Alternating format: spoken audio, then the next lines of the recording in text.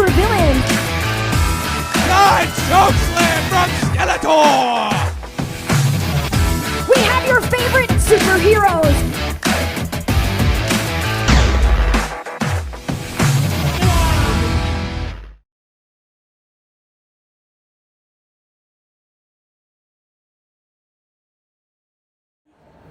That's it, guys. That's all you're getting after that wonderful intro. I just did the best. I just did the best road dog. You are my Billy Gunn to my road dog. So go ahead, Lucas. That is hard shot.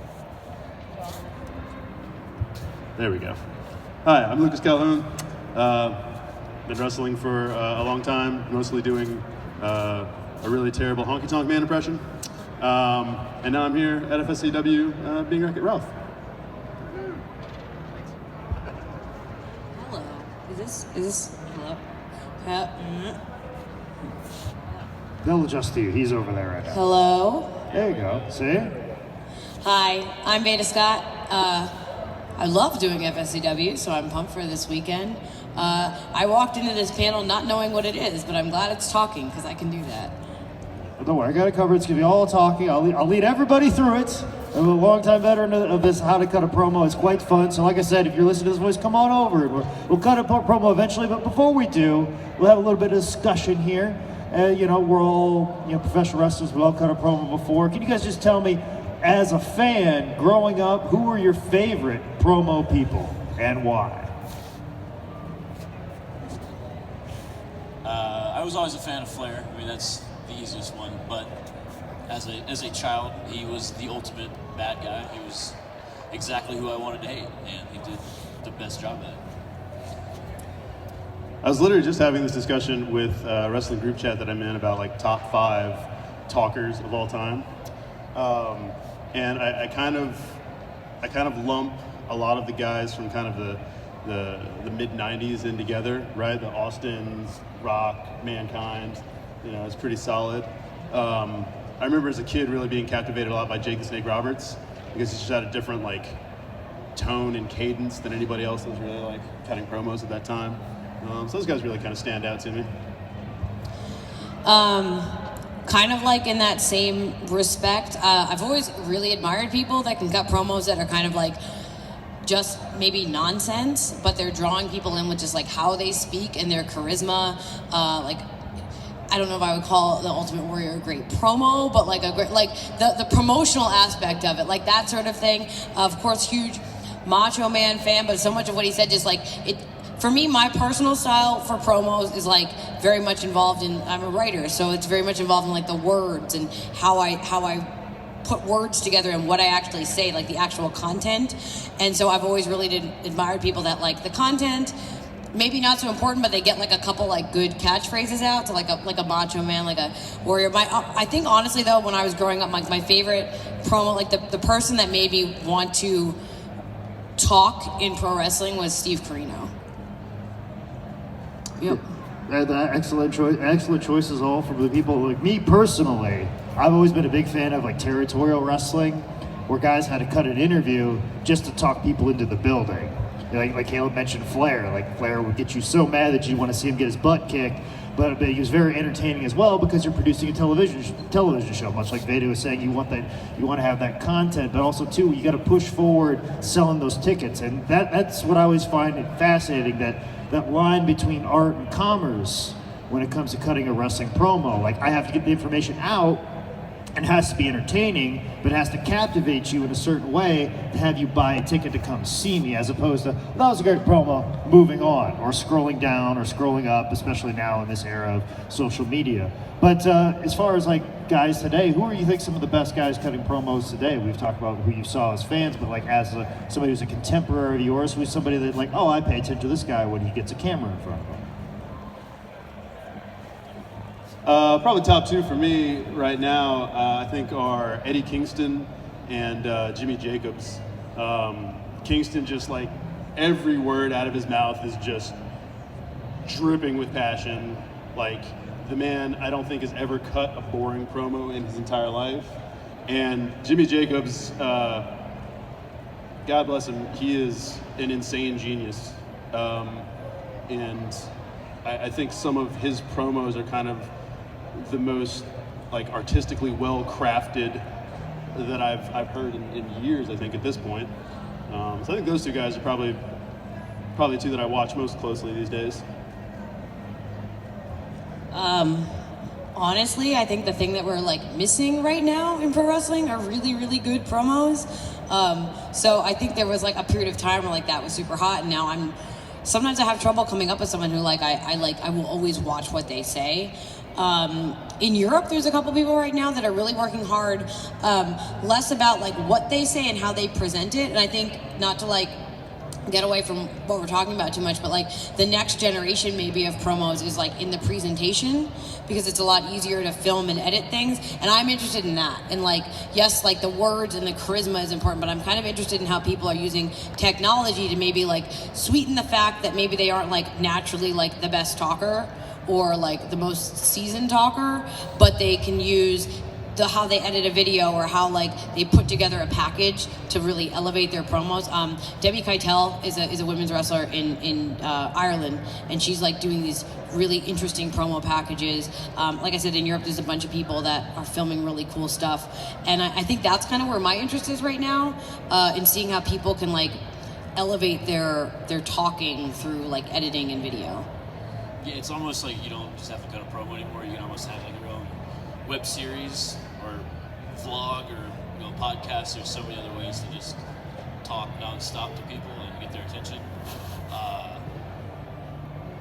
Eddie Kingston is a very good promo. Another good guy is Eli Drake, who cuts like basically an Attitude Era style promo all the time, and all that stuff can be seen on a show that I'm on, NWA Power, which it's very nostalgic, it's very much throwback, but it's also like very promo driven. Ricky Starks had a hot promo on NWA Power the other week. Like, there's a lot of that. I think that's probably, if we're talking about like just promo content, that's probably the show to see it right now. Yeah, it's all promo content. It's very, very throwback to the 80s. Yeah. Well, like you said, you were on NWA Power, and it's very promo driven. Well, when you guys get in front of a camera, what are some things that you think about before you start talking to cut a promo in professional wrestling? What are some thoughts, things, objectives, or what are you trying to get over? I mean, I guess that's all dependent on what the story is. I like to, listen to music or movies and get kind of ideas of things like that. Like if you go back and you mentioned Jake Roberts earlier, I was watching like an old Saturday morning one, and he just cut 45 seconds of a Pink Floyd song. This is promo. Like, maybe don't do that, but yeah, like I like to, other pop culture references. I get ideas from that, trying to sprinkle it into stuff. Yeah, I think drawing from not wrestling sources is hugely important. I think again, like a lot of my focus and my thought when I'm crafting my promos is, and I probably fall down a little bit on the promotional aspect of it, but I'm really more interested in the art aspect and like really getting a lot of emotion and getting people to kind of like be invested in whatever match is coming up, and drawing from various sources. Like I pull a lot from music that I'm into. I will go back and like deep dive into particular scenes and movies to try to pull like little bits and pieces of how they're like, how they're tugging at your emotional heartstrings, I guess. Yeah, I think I'm kind of drawing from all over at that point. I guess for me, I'm kind of like constantly writing. So even if I don't have like a specific place for something to land, I might have something I'm working on, or like some lines, or like a concept that I'm working on, and it's going to end up somewhere. I might use it for something that I can pull from. So I kind of just like to sort of like constantly have like a flow of ideas and words and writing. And then I think in terms of like actually cutting a promo, for me personally, it's important to try to have a direction that I'm going and like a conclusion and like tell it like a story. But again, that's kind of where I'm talking about like people who I really admire, who can just sort of like convey ideas and like throw things out there and just draw you in without it necessarily having to be a fully like realized story. Yeah, and Veda's made some very good points, especially about the look of a promo. Like, I'm perfectly happy with my iPhone 5, but I'm going to get probably an iPhone 11 just so I can cut promos, and that solely is the reason, is because it's just the look of the video. If a video looks like it's filmed on an iPhone 5, you're going to scroll right through it. But also too, like it is very interesting, like when you come up with a concept of a promo, like I do this character called One Take Manning, where it's just, I'm always this constant build up to cutting a promo, and basically it's just, hey, this Saturday night I'll be at West Virginia Championship Wrestling, be there. And it's just that, but it's the time that it takes to get to that point, and doing all these cuts, like just over and over and over and over, and this mashup of things. You gotta be very interesting, unique, something that's gonna catch people's interest. It's gonna be different, something very unique, or else people are just gonna scroll right past it because they have the option to. But you guys will have the option to cut a promo here in a little bit, but before we turn the floor over to you and turn the microphone over to you, and I get to play this generation's version of Mean Gene Okerlund, which I'm trying to angle to be, what are some advice that you give to people before they cut promos, or some of the best advice you've gotten when it comes to cutting promos? Maybe help these people out when it's their turn.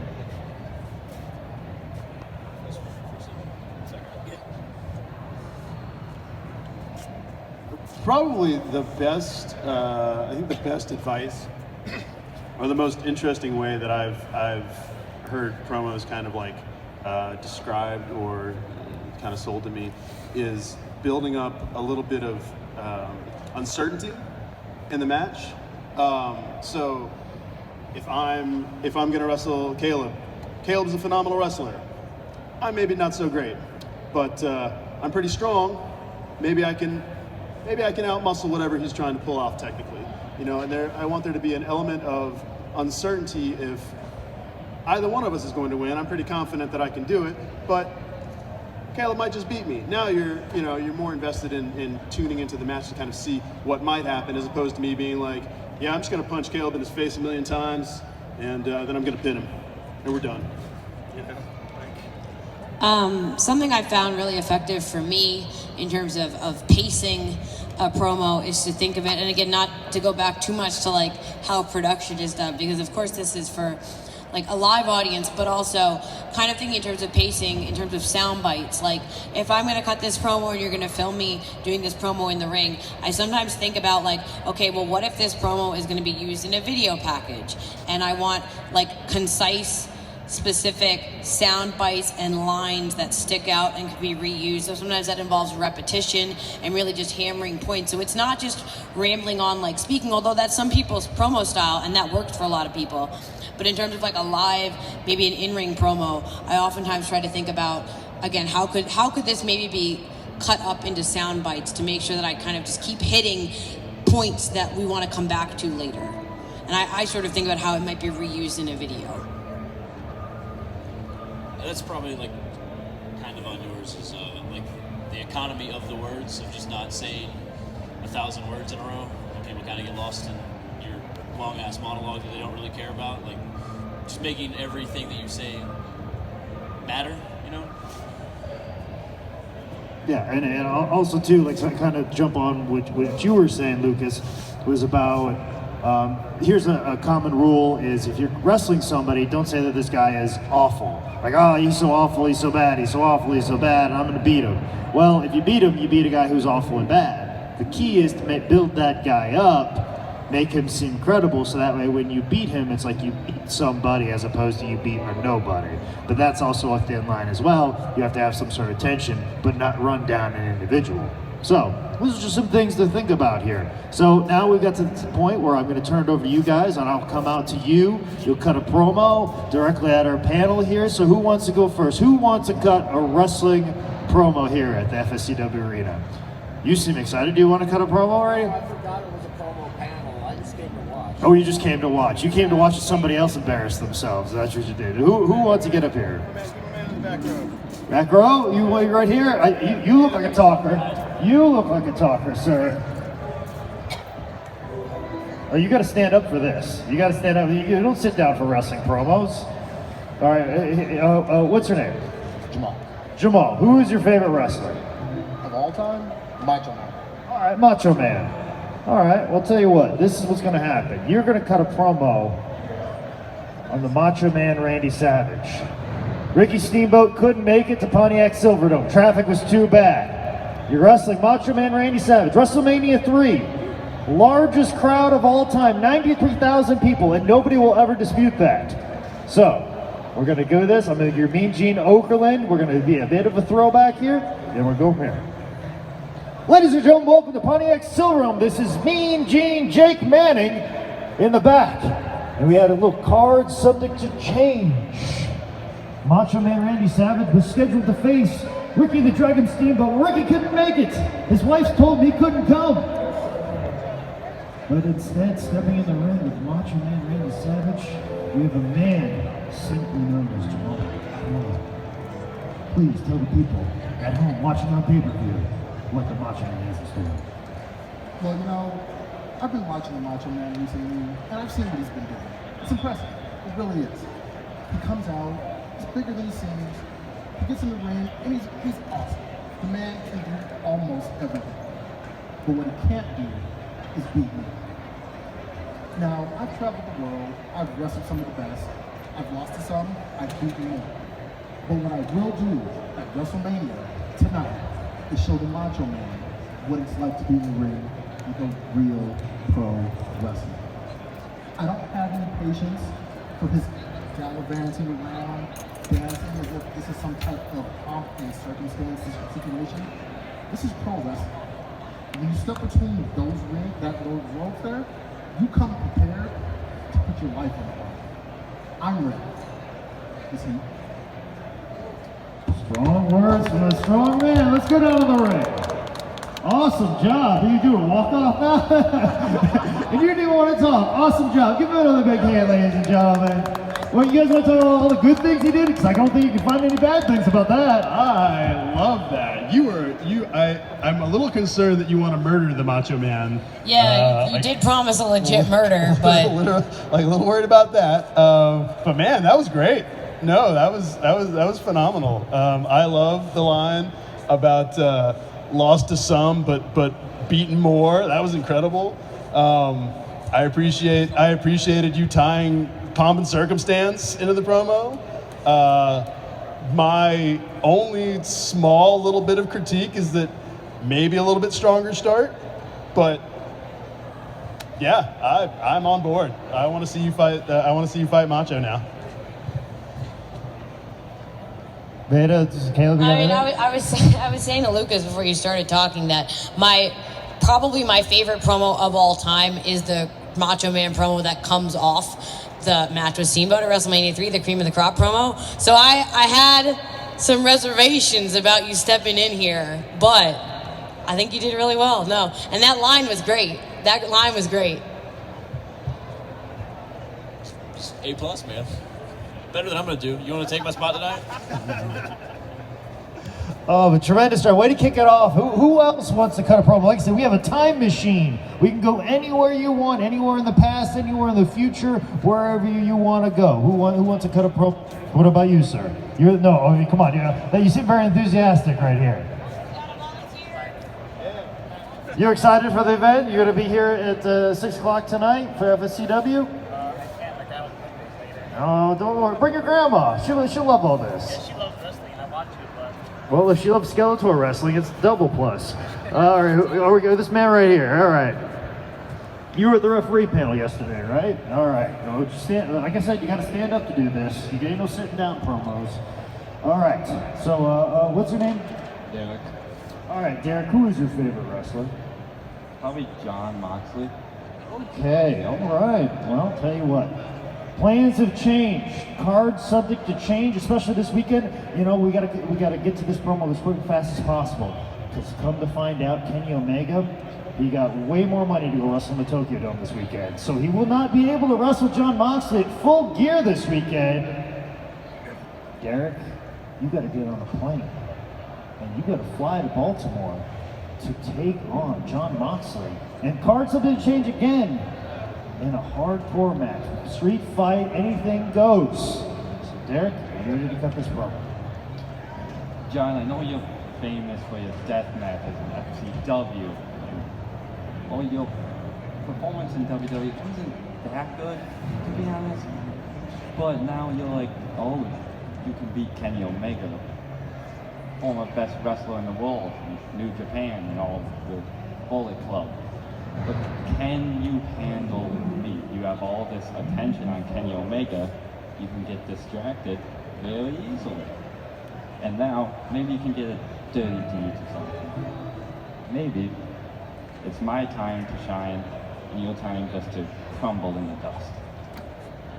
All right, give it up for Derek, ladies and gentlemen. Give him a big hand. Nice job, buddy. What do our panelists have to say to help him complete a little bit better? Pump that up. So, I like that you kind of, first of all, went right to the whole like hardcore deathmatch history with Moxley and hit on that. But I think what made it really interesting to me was that you kind of went for like the mind games angle of stuff. We're like, oh, maybe you've been thinking about Kenny Omega, but you weren't expecting me, because that's usually like a Moxley strategy where he's kind of got the unhinged promo game. And I think, I don't know, I'm really interested that you took that strategy and like are approaching the match like that. I think that's a good take.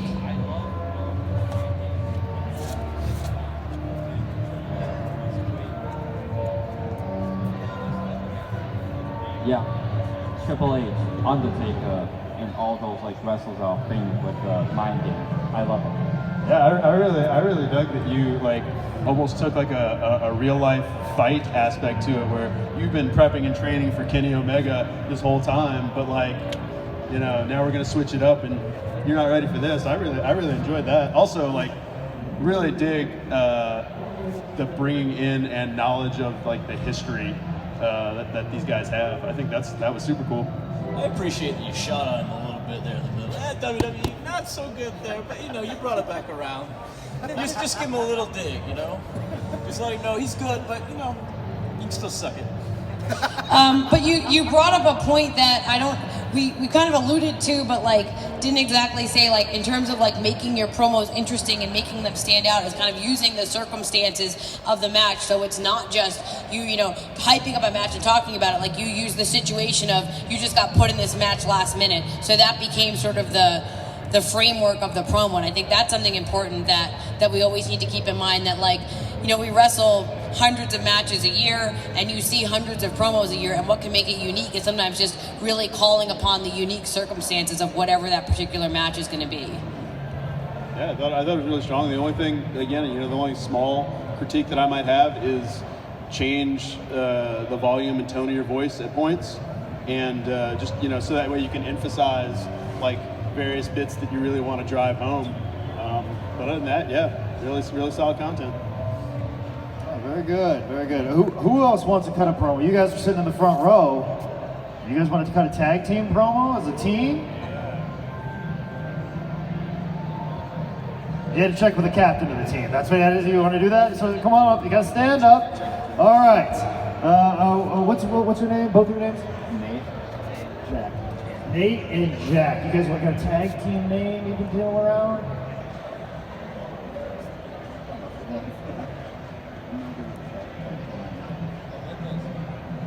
The Rippers. How about that? We'll go with the Rippers.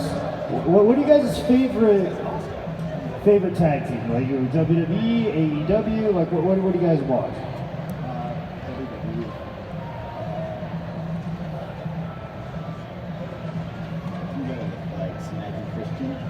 Okay, all right. We're going back in a time machine. We're going to go back to Attitude Era. We're going to go back to WrestleMania 17. It's no longer going to be a three-way in the TLC match. We're adding the Rippers. It's going to be the Rippers versus the Hardy Boys versus the Dudley Boys versus Edge and Christian. TLC tag team titles hanging above high. And the only way to get it is climbing up a ladder. I'm standing here in the back as Mean Gene Jake Manning with the Rippers. You get an opportunity to the tag team titles in this TLC match. What are your thoughts?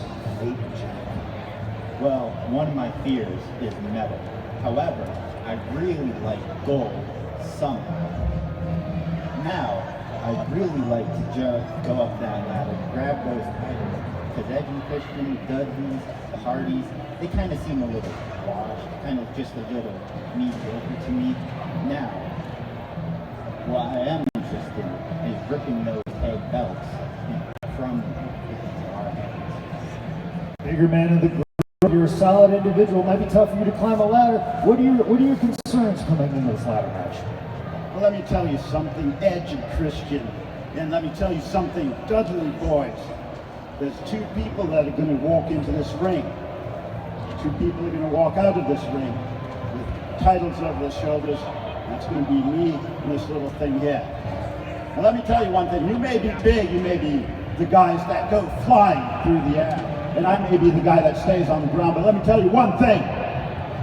Yes, you're scary when you're up on those ladders. Yes, you are the men that I could be afraid of. You are the men that could make me say, oh, please, I must give up. But at the end of the day, there's but one man who can take home the gold.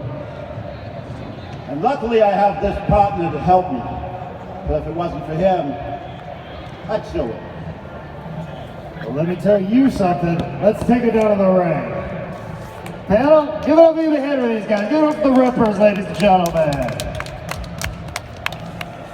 I like that you guys put over the ladder and the fact that it's scary, because that's something that needs to be said. I'm legitimately terrified of ladder matches, and I've done several, and every time I'm scared to death.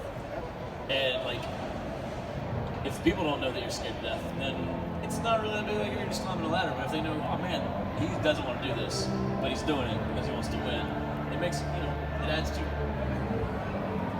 Yeah, and I like that you kind of like emphasize the difference between, say, like you and a Hardy Boys or an Edge and Christian. Like, you're not necessarily the high flyers, but like you said, like you're going into this to win, so you're gonna do it no matter what. You started off with a joke and some puns, so already I'm fully on board with that. And you didn't go the easy way out with just like saying one line and then being like, tell them, boss, and then making your partner do the rest of the promo, which is a strategy you want to do if you want to be terrible to your partner. But no, I thought it was really good. And I liked also the personality you showed to kind of like a little bit of like teasing the dynamic between the partners. Like, you're clearly the guy in charge, and you're gonna maybe like, you're gonna be the one climbing the ladder even though you're scared. I liked that we kind of like learned your team dynamic just in that one promo. Yeah, there was a lot of subtext there, man. I feel a turn coming on, frankly. Like, because you're literally just like, I can win this match myself, but we're gonna win. I thought that was awesome. The kickoff being scared of metal but wanting to get the gold. Brilliant. I love that you tied in the Rippers. You're gonna rip the belts down. Amazing. I'm on board for the whole thing. Again, the one little bit of critique, maybe dial in getting to the point a little bit faster. But other than that, yeah, I thought it was awesome, man. The team dynamic was there right off the bat. Strong start. Yeah, I'm on board. FSCW, how we feeling?